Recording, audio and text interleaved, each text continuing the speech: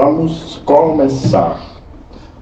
Depois, estamos aí na segunda temporada do Pod Amigos 2024.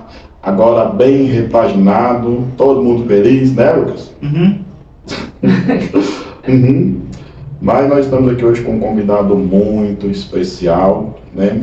Se você já viu ele nessas ruas de Rio Verde aí, com certeza você sabe de quem nós estamos falando. Ou não era ele. Ou talvez não era ele, talvez era o irmão dele, se confundiu, né? Mas ele é um dos melhores baixistas de Rio Verde, quiçá do Brasil. Marcos Souza. Salve, salve, galera. Esse comentário aí do baixista eu vou deixar mais humilde, né? Não é tanto assim não. Fala pra gente aí, quem é você? Primeiramente eu queria agradecer o convite aí, né? Estou muito feliz de estar aqui, né? O Ronaldo já conheço há um tempo, o Lucas nem se fala, né? Quanto tempo a gente se conhece. E eu sou o Marcos, né? Sou hoje casado, minha esposa Júlia.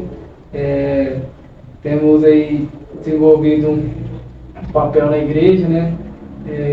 Faço parte da Igreja Luz para os Povos, do bairro Veneza, qual congrego já há quase mais de 10 anos, né? É quase mais. Acho que já é mais, já perdi até as contas já. Pastor. Oi? Pastor. O pastor Jean, né? O pastor Márcio, né? Estamos ali inseridos na igreja local, né? A qual a gente nunca pode deixar de caminhar. E eu sou esse cara aí, feliz, né? Alegre. Às vezes, o Ronaldo falou aí, às vezes você já cruzou comigo aí nas ruas de Rio Verde, tava de skate. Foi uma época aí da nossa vida, né? E a gente tá aí desenvolvendo esse papel na igreja, né? Na sociedade e levando o nome de Cristo, né? Onde quer que a gente vai. Amém, mano. E você tem um irmão, né? Na verdade, dois, né? Tem dois irmãos, tem um irmão gêmeo, o Matheus, né? Igual eu tava chegando aqui, talvez você pergunta, ele é seu irmão ou você é irmão dele? Eu falo, não, ele é meu irmão, porque todo mundo conhece ele mais do que eu, verdade, né? E assim, como que é ter um irmão gêmeo, assim? Cara, é uma coisa, assim, quando eu estudava, eu tinha um pouco de birra disso, sabe? Porque, imagina. assim, a gente... Já foi castigado por engano? Não. Mas assim, a gente sempre estudou na mesma escola, né? E... consequentemente na mesma sala. Não, assim, teve uma época que a gente estudou junto, mas a gente teve um ano que o meu irmão reprovou e ele ficou um ano atrás de mim. Aí isso ficou pior ainda, né? Por causa que aí sempre era uma sala dividida e tal, eu estudava de manhã, eu à tarde. Aí chegava, você é o Matheus? Não, né? Essas confusãozinhas assim,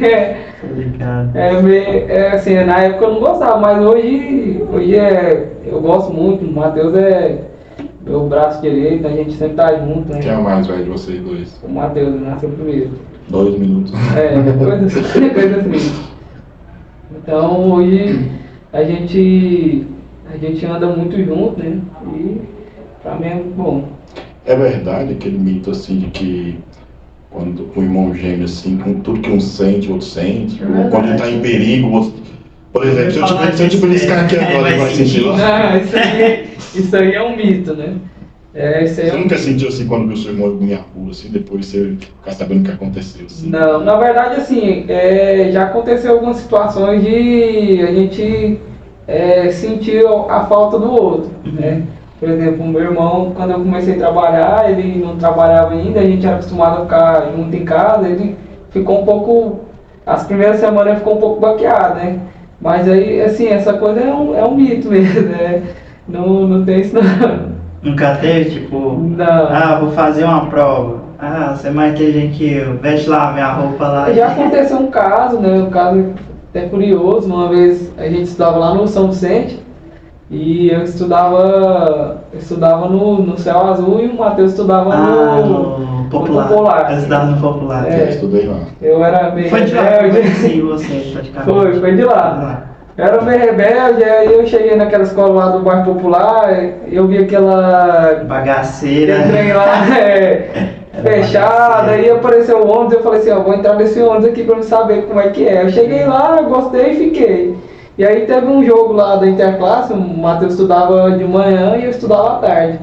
E a gente naquela época tinha um visual e tal, o Matheus não pôde ir, eu fui no lugar dele. Joguei, tudo normal, já conhecia... Você foi Matheus por um dia? Matheus por um dia.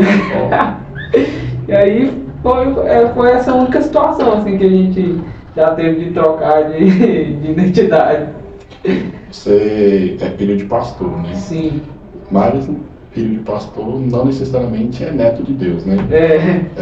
Você já veio de um berço evangélico e como é que foi a sua conversão? Cara, assim, eu, meus irmãos, a gente sempre carrega isso, né? Porque meu pai é pastor, meu avô é pastor, tenho tios e tias que são pastores, então a gente vem de uma família evangélica, né? Mas que nem você disse, não necessariamente quando você nasce numa família evangélica quer dizer que você é evangélico, né? A gente pode, assim, eu já vivenciei muitos testemunhos e exemplos dentro da minha casa quando a gente era criança que me marcou e me levou, eu caí para a vida inteira, mas o meu processo de conversão foi assim, quando eu entrei mais ou menos 14 anos, 15 anos, eu comecei a dar uma distanciada do caminho de Deus, né? Mesmo sendo evangélico, mesmo sendo cristão. Aborrecente. Pode-se dizer assim. E aí, eu comecei a dar uma afastada, comecei a experimentar todas as coisas, andar de skate, comecei a curtir um rock e tal. E eu comecei a me afastar de Deus e eu lembro que quando eu estava nessas experiências, eu lembrava das coisas que eu vivenciei na igreja. E você tentava fugir, né? Tentava fugir e aquelas coisas me chamavam, né? E aí chegou a gente já estava na Luz para os Povos, né? E naquela época a gente tinha um discipulador, o Alex. Inclusive eu vou até enviar esse vídeo para ele, que eu gosto muito dele. E o Alex, ele era um cara que ele cuidava da juventude da igreja, ele cuidava mesmo, ele ia atrás, Oremos pelo Alex. Ele ia atrás, cara, ele era assim, um exemplo mesmo de líder, cara. E ele cobrava a gente mesmo, sabe, e falava, você tá errado e tudo, discipulava. E aí, o Alex, ele promoveu um encontro com Deus para a igreja. O Alex, os pastores. E eu lembro que eu fui despretensioso para esse encontro. Eu ainda nem queria ir, na verdade, né? Tava lá, nem queria ir e tal. Falava, esse trem aqui, eu já participei de encontros de criança, já fui. Isso aqui vai ser só mais um. E cheguei lá, todo despretensioso, cara, e aquilo lá marcou a minha vida. Eu acredito que naquele dia ali eu fui salvo de verdade. E tive um encontro com Deus. Tive um encontro genuíno com o Senhor. Porque assim, a gente às vezes coloca um encontro com Deus como algo meio que banal, né? Às vezes a gente chega lá na igreja, eu chorei, eu arrepiei. E um encontro com Deus, assim, quando você encontra verdadeiramente com Deus, você tem aquela certeza, né? Você carrega aquela certeza no seu coração que você foi salvo, você foi alcançado pela graça de Deus, você foi liberto das coisas que no passado te assolavam. E aquele dia eu tive um encontro com Deus e a partir daquele dia a minha vida foi transformada, né? Porque eu voltei para a igreja, voltei a andar nos caminhos do Senhor e comecei a crescer, né? Na igreja. E até hoje estamos aí. É benção demais.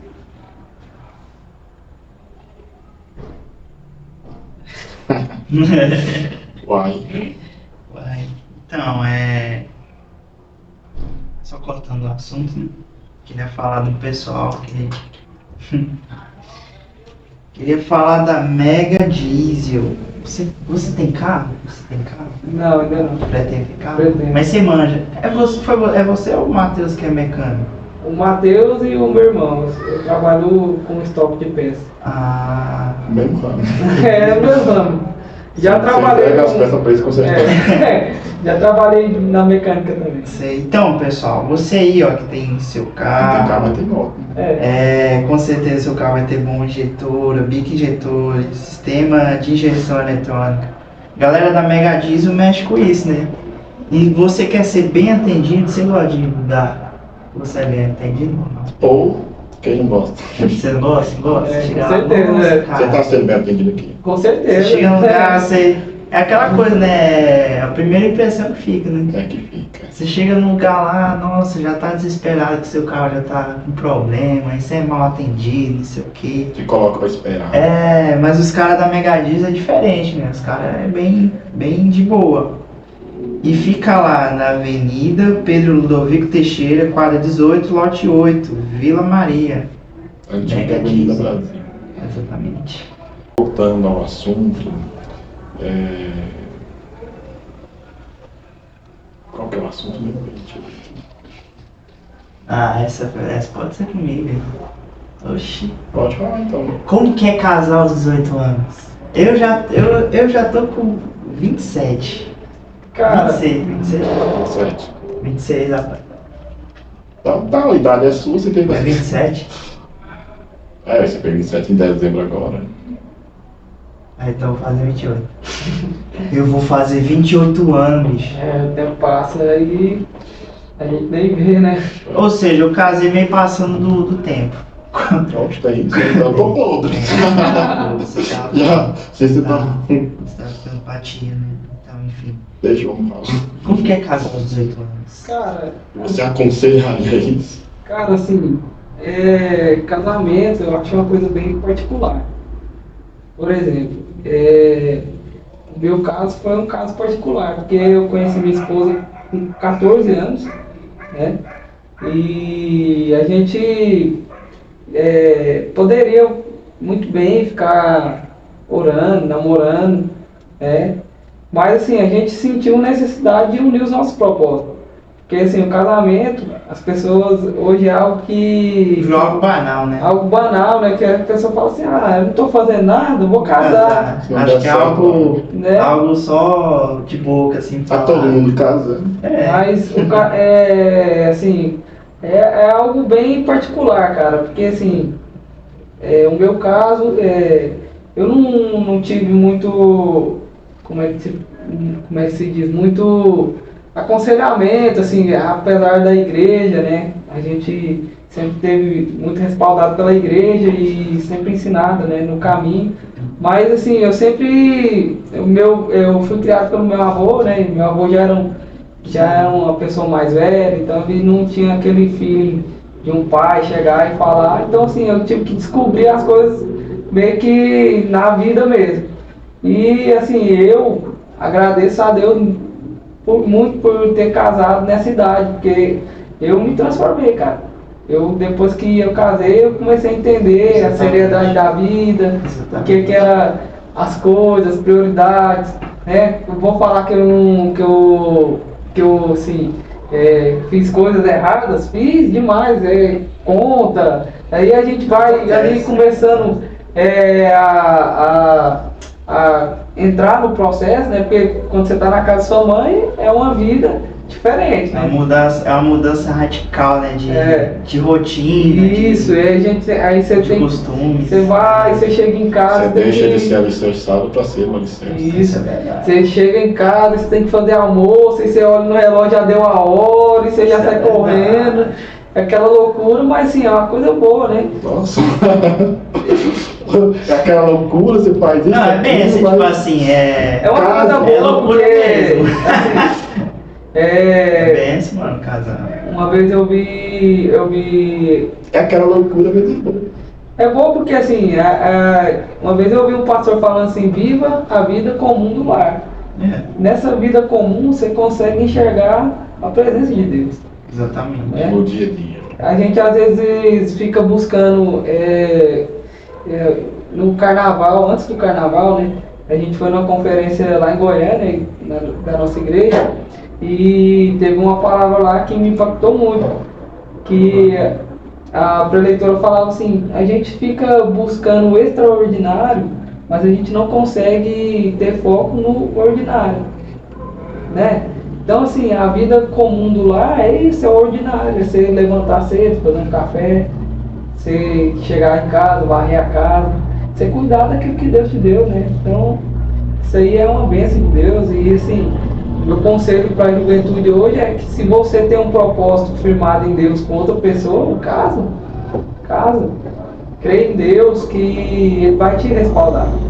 Ele vai te levar nesse propósito, porque isso é um propósito de Deus, isso é um mandamento de Deus, né? É uma coisa bíblica. Então, hoje as pessoas ficam tentando mudar o que Deus determinou para o bem delas. Ah, não, mas Deus me mandou eu largar da minha esposa para me casar com outro. Isso é antibíblico. É verdade. Isso é antibíblico. Deus não vai mudar quem Ele é para te agradar. Então, assim, se você tem esse interesse, você achou a pessoa certa, casa, busque em Deus sabedoria, maturidade, porque realmente Ele te dá se você vê assim, ao longo do tempo, a sua personalidade mudando, né? E isso é uma bênção. Bênção. A matéria passou uma vez no Fantástico, passou até no Fantástico. Um pastor, né, que estava sendo entrevistado por um repórter, né, que ele estava gerando muito escândalo porque, segundo ele, Deus tinha mandado ele adulterar com uma mulher que era casada. Aí ele foi ler a Bíblia para esse homem. Ele já viu essa matéria. Aí ele leu lá, né? Ao invés de ele ler adúltera, ele leu adultera. Então, dizer na cabeça dele, Deus está mandando ele adulterar com a mulher. Então, se algo for fora daquilo que está na Bíblia, Deus não vai dar um outro mandamento, né? Às vezes a pessoa fica esperando revelação, às vezes não quer nem saber se aquela revelação está de acordo com a palavra de Deus. Deus não vai falar nada além daquilo que ele já escreveu, né? É igual muitas pessoas aí que falam que já foi no inferno 2, 3, 4 vezes e receberam revelações que não está nem na Bíblia. E as pessoas preferem acreditar naquilo que elas ouvem dos outros do que naquilo que já está escrito, né? Isso se enquadra muito no tempo que a gente vive hoje, né? As pessoas ficam buscando experiências extra-bíblicas. Eu sempre carrego isso comigo, eu sempre falo, se você quer ter uma experiência com Deus, se ela for pautada na palavra, ela é uma experiência verdadeira. Agora, se for uma coisa que não está pautada na palavra, então isso não é Deus. Deus não foge dos seus princípios, dos seus mandamentos para te fazer mais ou menos, né? Deus, ele é correto com a palavra dele. Como é que é a sua relação familiar? A minha relação familiar é muito boa, né? Durante um tempo a gente... a questão do meu pai, né? Meu pai e minha mãe são separados. E durante um tempo a gente teve um bom tempo afastado do meu pai, mas hoje a gente é bem junto, a gente é bem próximo, né? E minha relação familiar é muito boa. Meus irmãos, minha mãe, minha avó, a família da minha esposa também, a gente é bem unido. Então hoje em família eu sou bem... Eu creio que eu até agradeço a Deus todo dia pela família que eu tenho, porque direto eu vejo aí o pessoal falando sobre família, que não sei o que é fulano, não sei o que, eu não costumo ter esse tipo de problemas familiares. Você já agressivo, mas seus irmãos brigavam muito? Cara, quando a gente era pequeno... Quando era? Ainda sou, né? Quando a gente era Quando criança... era novo. Eu e o Matheus, meu irmão gêmeo, a gente andava bem mais junto, né? Agora o Pedro, meu outro irmão, ele era mais afastado um pouco, porque ele era meio medroso, não tinha coragem de fazer as traquinagens que a gente fazia, ele era mais distante um pouco. E minha outra irmã, a caçula, ela sempre foi junto com a gente também. Pensam por mexendo no zap aí, né? Tô vendo as agendas aqui. Pode continuar. Ok. Vai. Então, mano, assim, você tem alguma referência, tipo, pastor, preleitor, músico, alguma referência aí que queira mostrar pra gente? Cara, você fala... Eu vou começar na questão da música primeiro. Hoje, na igreja eu toco baixo, né? Mas quando eu comecei no violão, né? E assim, na verdade, sempre graças a Deus tive muitas referências boas, né? Assim, do meu lado, na minha frente. Quando eu comecei a tocar, eu gostava, assim, antes de começar a tocar, né? Já era uma inspiração ali quando eu era criança, né? Eu ouvia muito Voz da Verdade, né? E depois que eu cresci, cara, aí eu peguei o baixo, né? E aí já é um outro instrumento. E pra mim, a minha maior referência dentro do baixo, hoje, no Brasil, eu acho que pra mim é um disparado, assim, eu acho que um dos maiores músicos brasileiros que a gente teve todo esse tempo, é um músico secular, mas eu acho que pela história dele, por tudo que ele fez, né, como ele morreu, pra mim, eu acho que assim, no baixo, como ele explorou o baixo no Brasil, as músicas dele, eu acho que pra mim foi um dos maiores brasileiros que já tocou baixo, que é o Champion, Charlie Brown. E eu acho que a maneira como ele explorou o baixo, as linhas ali dele, melódica, harmônica, né? O fato dele, os caras lá, quando ele entrou na banda, ter mais de 20 anos, ele tinha 12 anos de idade.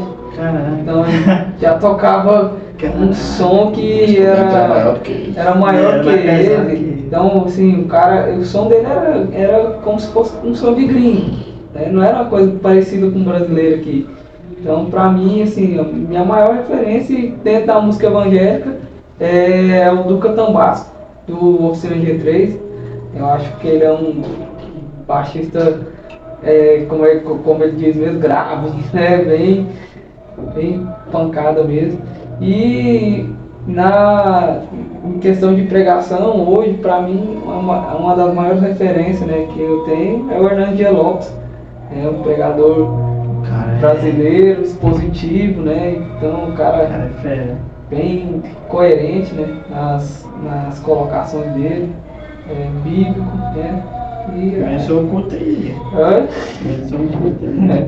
Ele é uma das maiores referências, né? Inspiração assim na palavra, no ministério da palavra.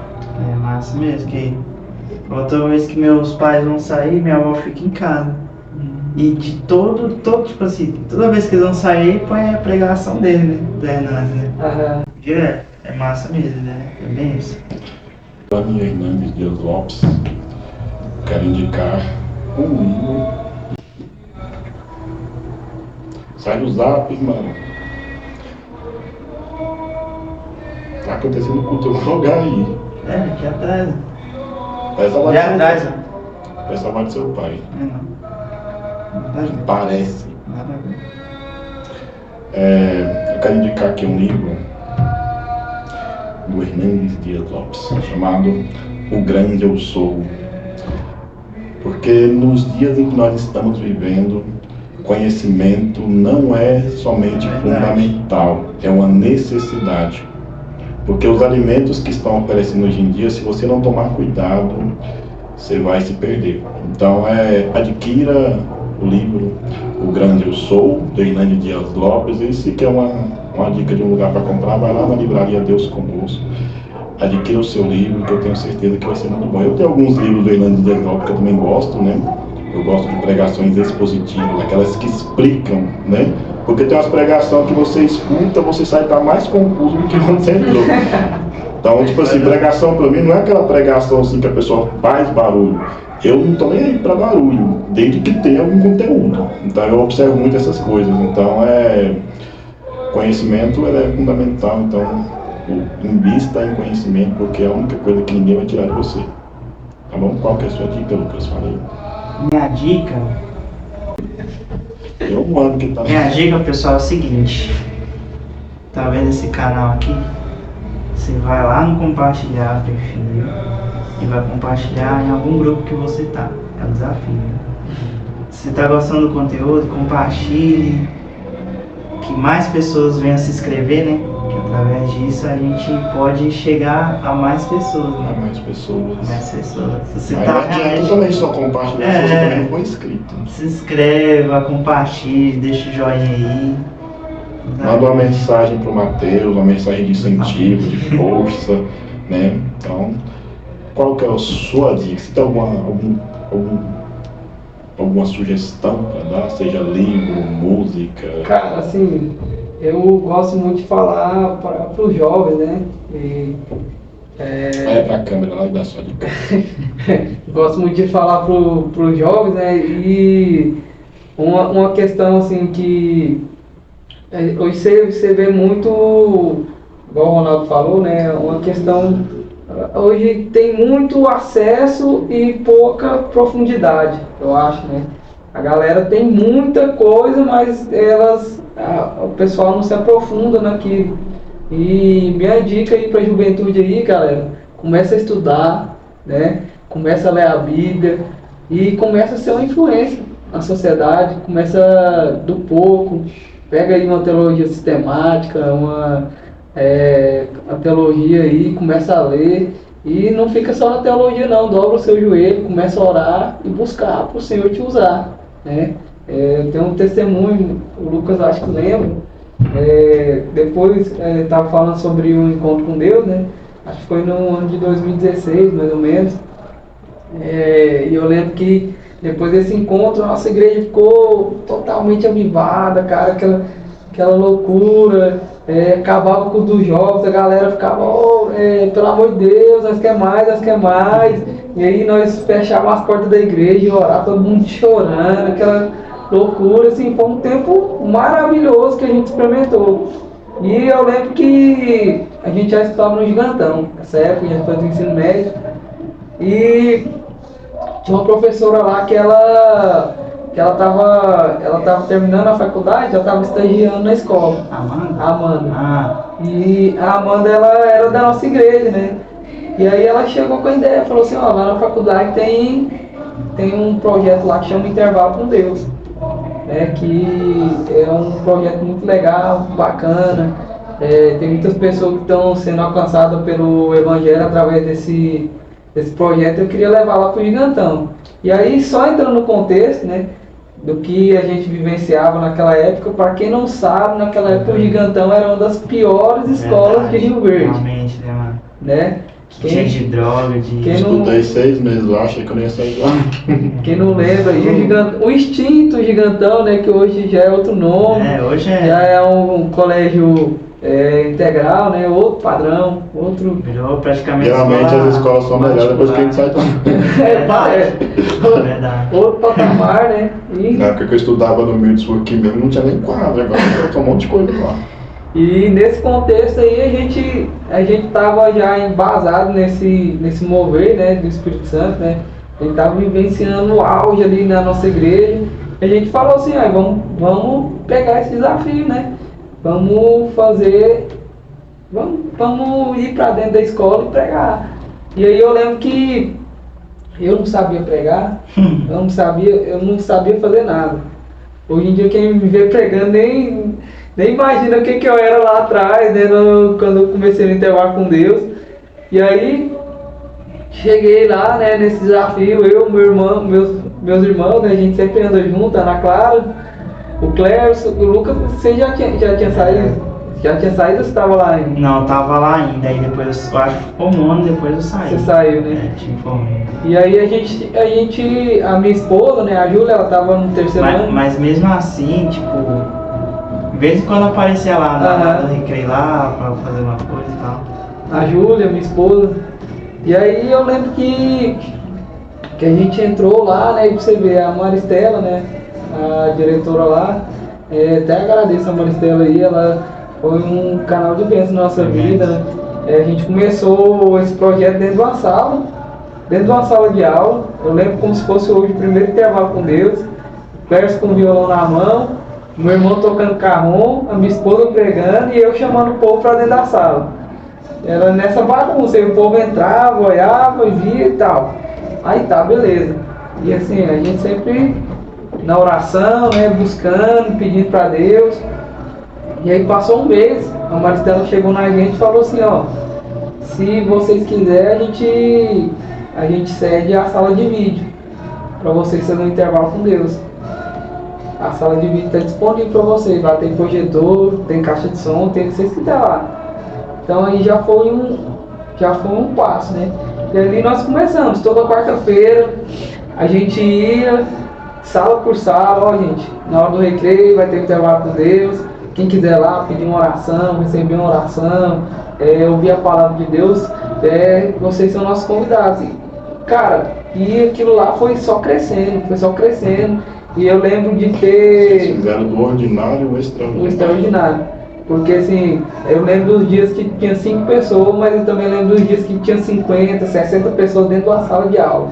Então assim, 60 jovens, né? Naquele contexto onde que era a pior escola da cidade.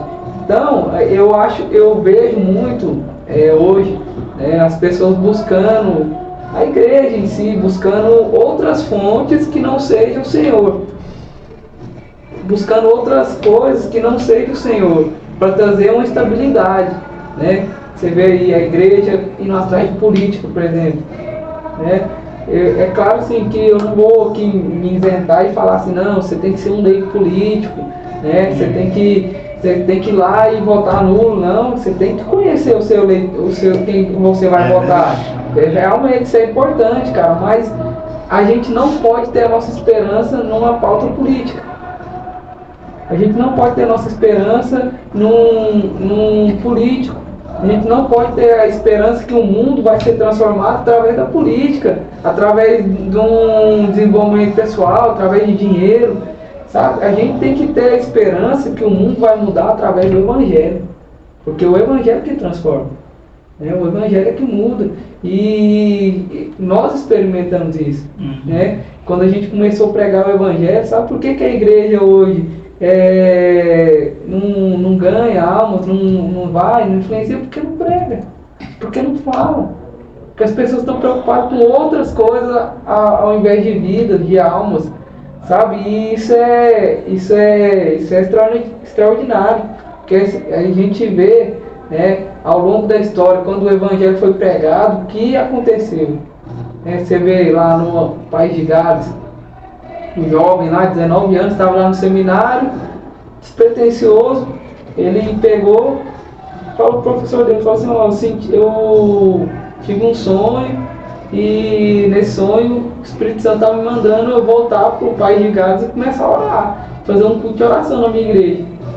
E o cara falou assim, você acha que, ele perguntou pro professor dele, você acha que isso aí é de Deus ou do diabo? Ele falou, não, isso é de Deus. Se tá te pedindo para fazer oração, então você pega e vai. O diabo vai mandar ele orar. Ele pegou e voltou para a igreja dele, ele começou a jejuar e orar, e começou um culto normal de oração.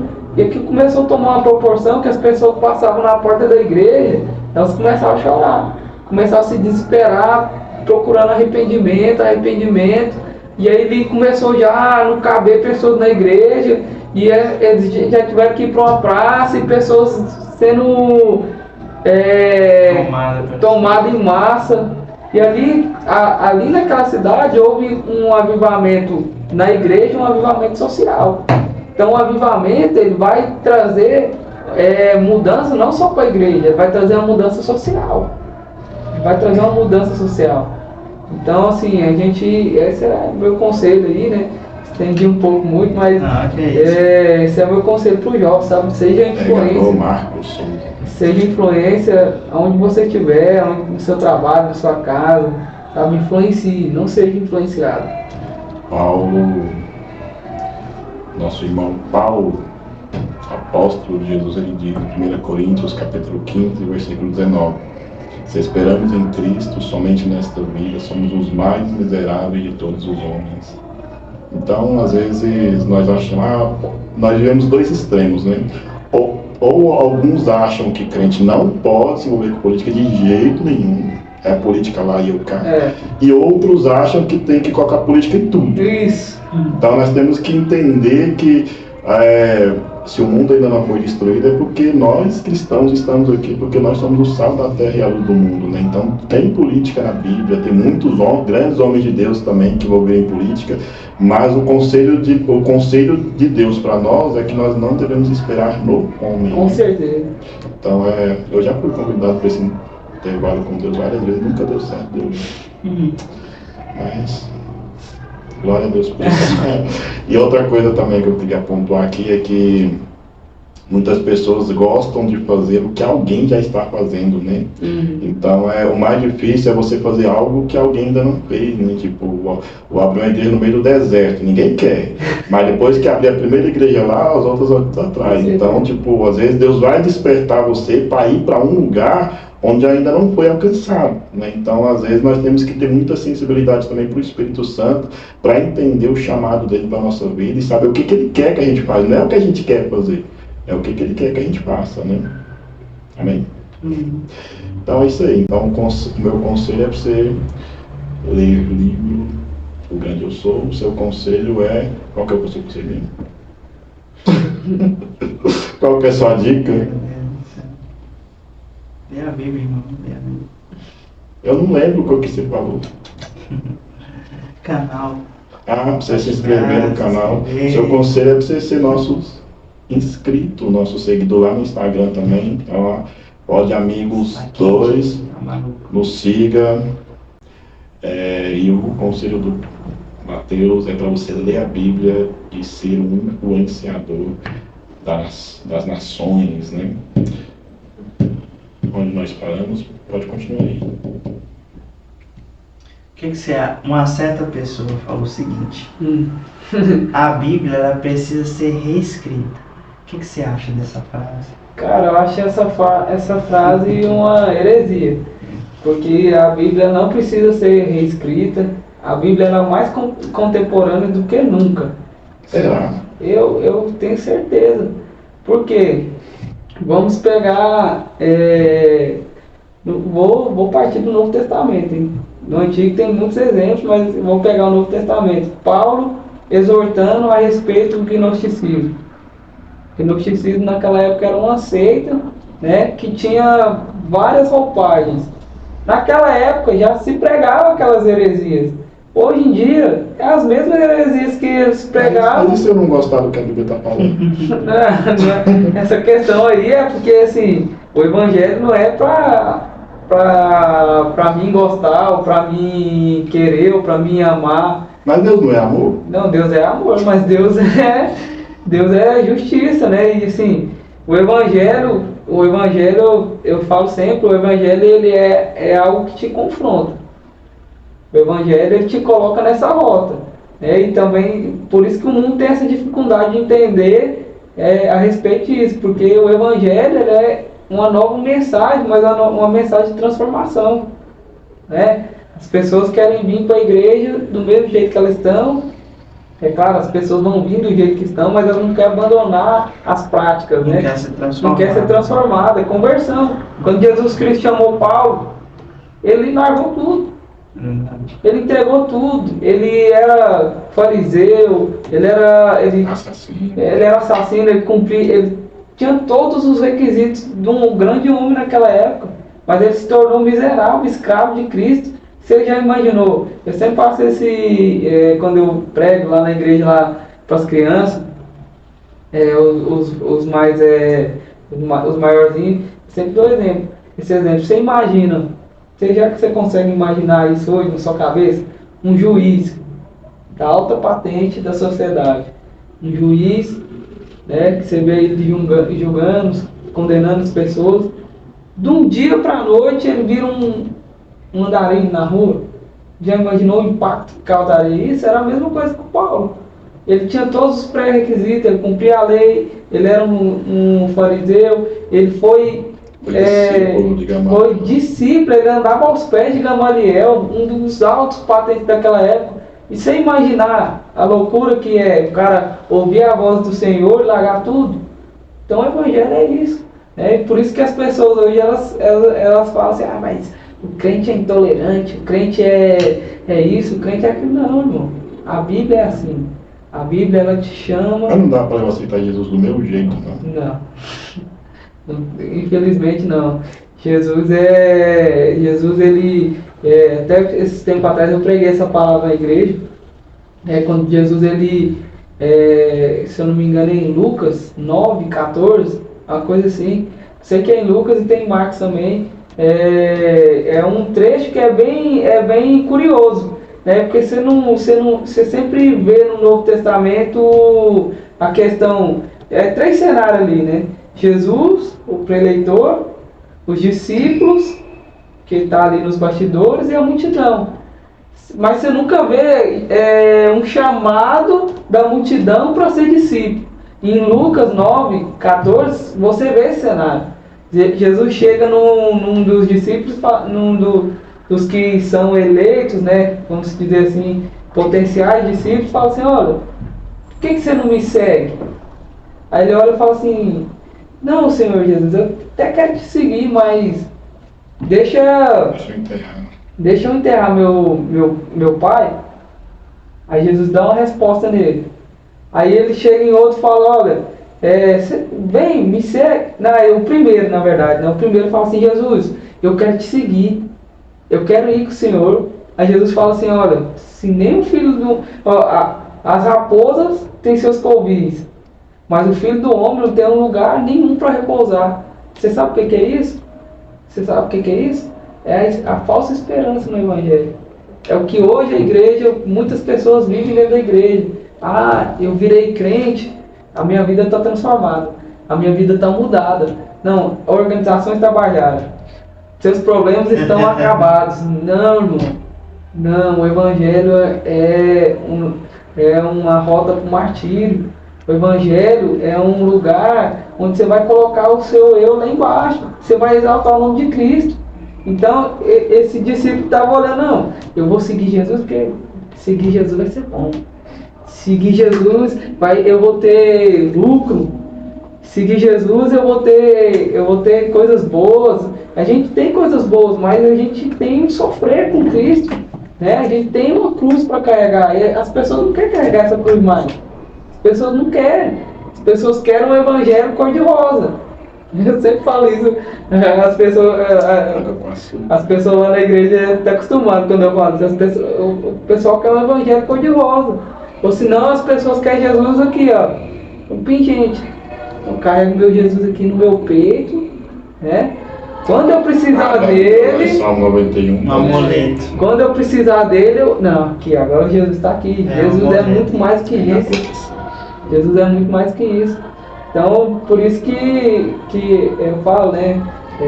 As pessoas estão tentando a cada dia mais adaptar o evangelho para uma coisa que ele não é. Que ele não é. E cada vez mais a gente vai ver mais e mais coisas aí assombrosas aí que a gente vai vendo aí, né? Surgindo no meio do evangelho.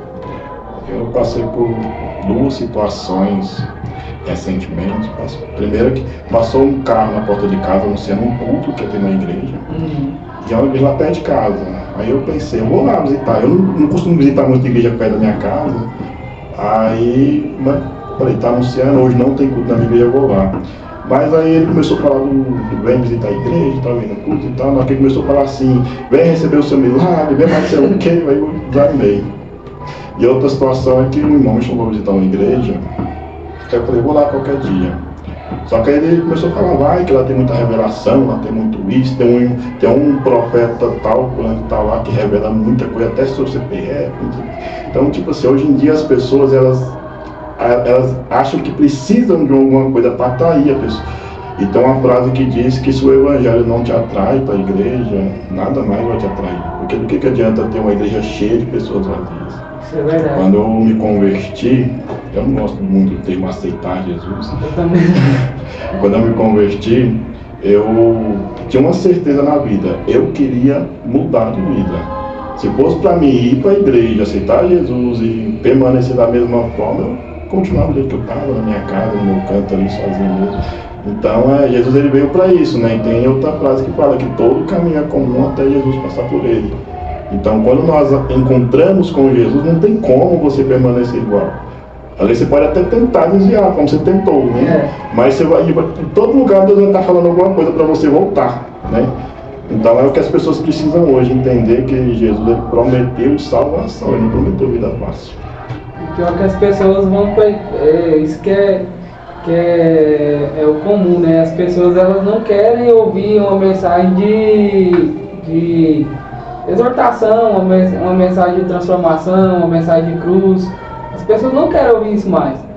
Você pode pegar aí, né, na cidade. E é bíblico, né? Tem lá, finalzinho fala, não sei qual não é epístola, as cartinhas menores. Isso mesmo. Fala que nos últimos dias vão levantar para si. Essa na verdade é Paulo que fala. Vai ter comichão vai ter comichão nos ouvidos. As pessoas vão criar fábulas para si mesmo, para se convencer. Então é isso que está acontecendo. Entregue as suas próprias paixões. As pessoas só ouvem o que elas querem ouvir. Você pode, tem gente que você pode falar da crucificação de Cristo, pode falar o que for, que não entra no ouvido da pessoa, porque não é o que ela quer ouvir. Então as pessoas hoje em dia elas acham que tudo que você prega, você não precisa nem pregar, você só lê a Bíblia e já está ofendendo. E na verdade assim, o que a gente vê hoje é assim, se você for olhar para trás, você via antigamente assim, quando a gente era criança, na época dos nossos pais, você via muito nas igrejas, manifestações, né, o diabo, coisas assim, e hoje em dia você não vê muito passou mesmo na rua da igreja. Hoje em dia você não vê isso, você sabe por quê? Porque a estratégia do diabo, o diabo não quer que, por exemplo, até melhor para você estar na igreja, mas você sabe o que é atrativo? É você chegar na igreja, você ter a convicção que você foi salvo, você sentar na sua cadeira, beleza, minha vida é essa. Falso salvo.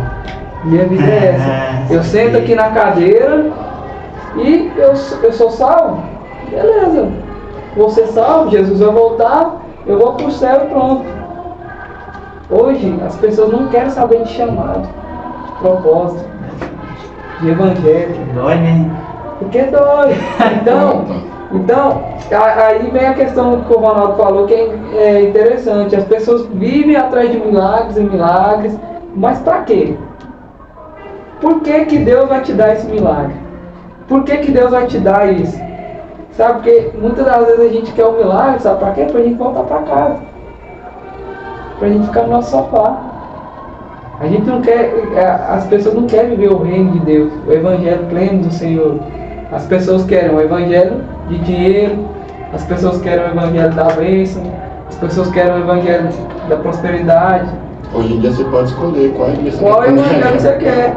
Mas aí quando a gente entra pro evangelho pleno do reino de Deus, onde ali todas essas coisas estão envolvidas, mas também tem o sacrifício, a cruz, as pessoas correm. É até uma música de agora, né? Evangelho fariseu, cada um tem o seu. Entrando nesse assunto, o que você acha dessa música? Cara, assim... Você tem uma visão sobre ela? Quando eu ouvi a primeira vez, eu fiquei assim, chocado, né? Mas não é algo que eu não posso falar com propriedade. Porque no meu contexto que eu vivo hoje, eu não vivo o que ela cantou naquela música. Então assim, Carapuça não te ensina. Não, pra mim não. Assim, é claro, eu não posso aqui ser um demagogo, né, e falar assim, não, isso aí não existe. É claro que existe. É claro que existe. Sim. Tem muita pessoa aí deturpando o evangelho, né, fazendo coisas que você nem imagina, mas hoje, no meu contexto, não me aplica. Eu não posso tomar um partido dessa música e falar assim, não, essa música aí é isso aí mesmo, essa música não tipo posso assim, pegar essa generalizar isso. Todo mundo. Assim, o que eu reparei, assim, algumas palavras eu assim, não concordo com aquela música.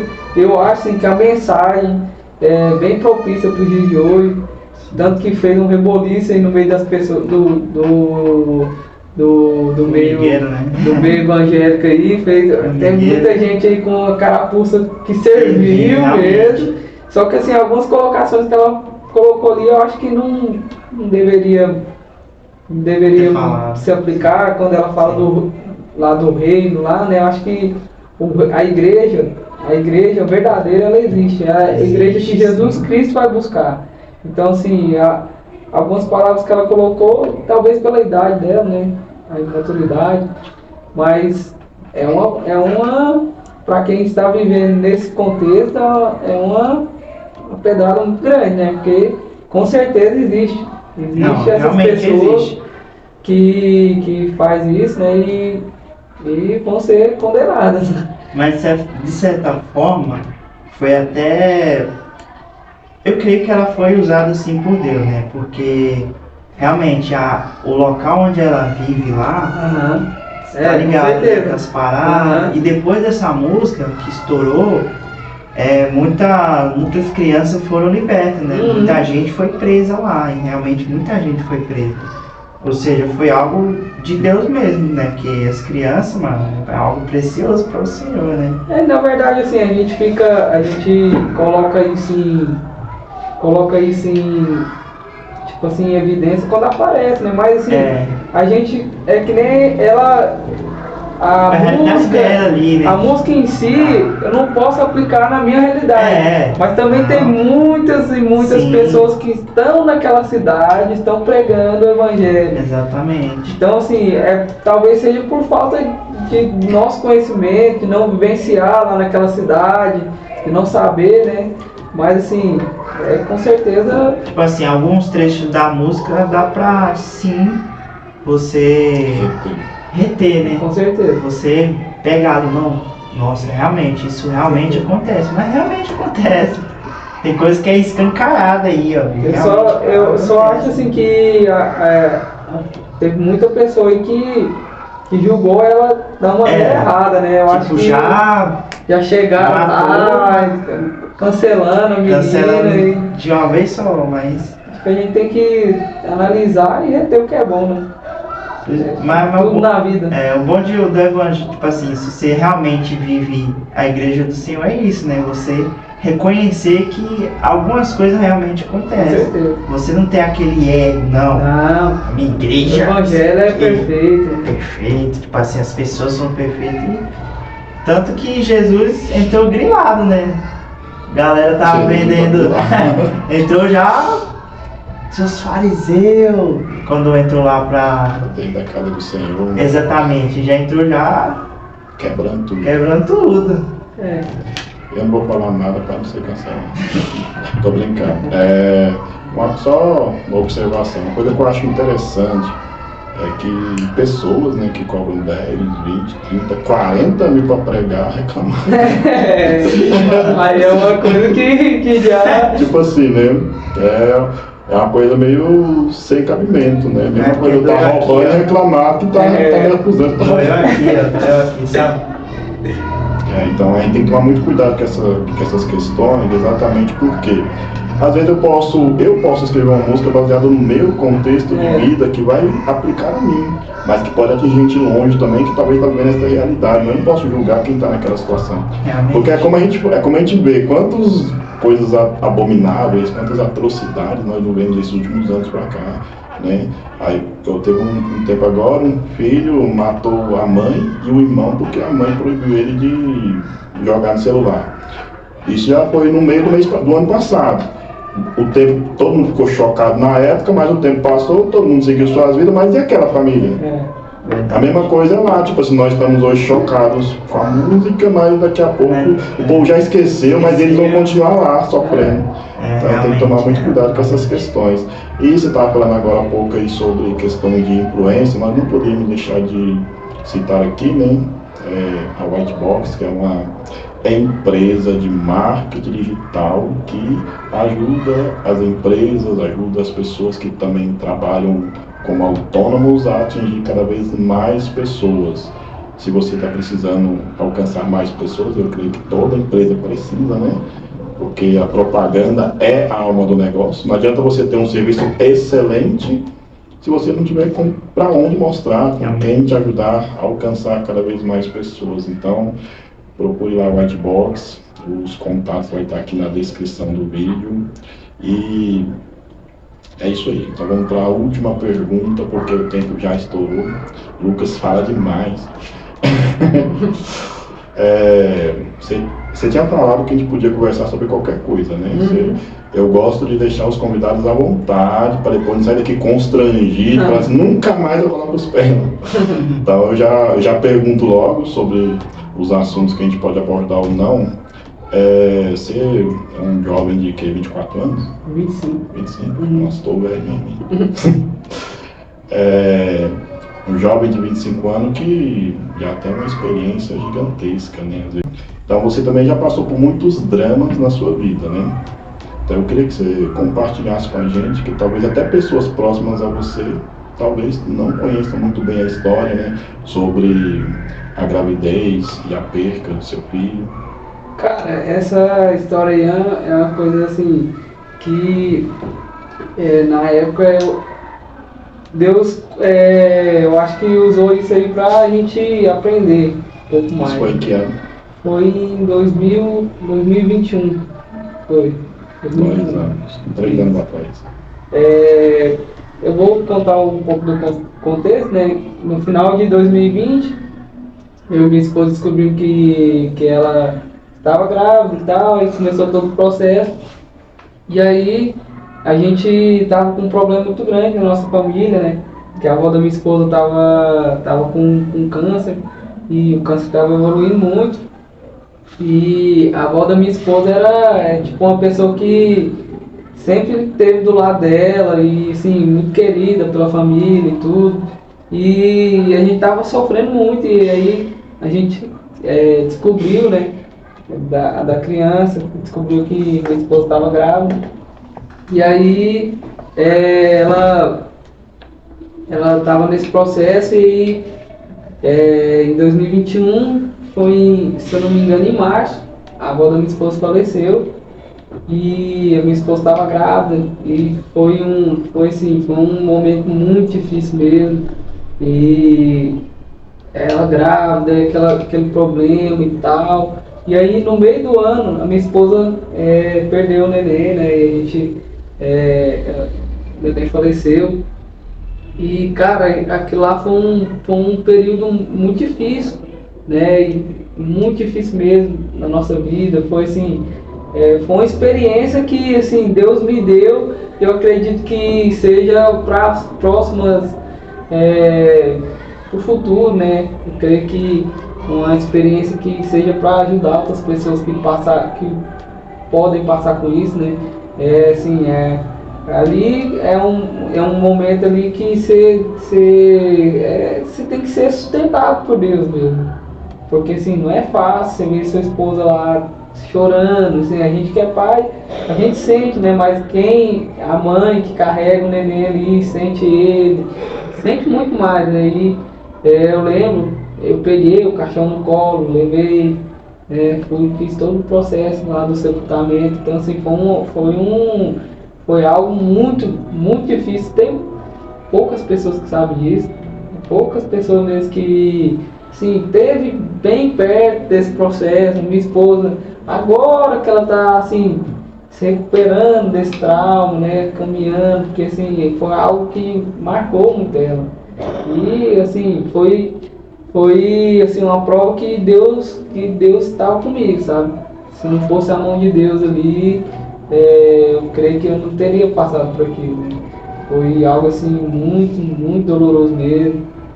Mas eu creio que Deus ele entrega coisas na nossa vida que a gente é capaz de suportar, né? Coisas que a gente consegue suportar, né? Eu lembro que nessa época eu fiquei muito ouvindo a história de Jó, né? Você imagina um pai, né? Perder os seus filhos todos. Se fosse hoje, eu acho que esse cara estaria num hospício, que não aguentar a carga psicológica na vida dele, né? Mas assim, eu peguei aquela história pra mim, né?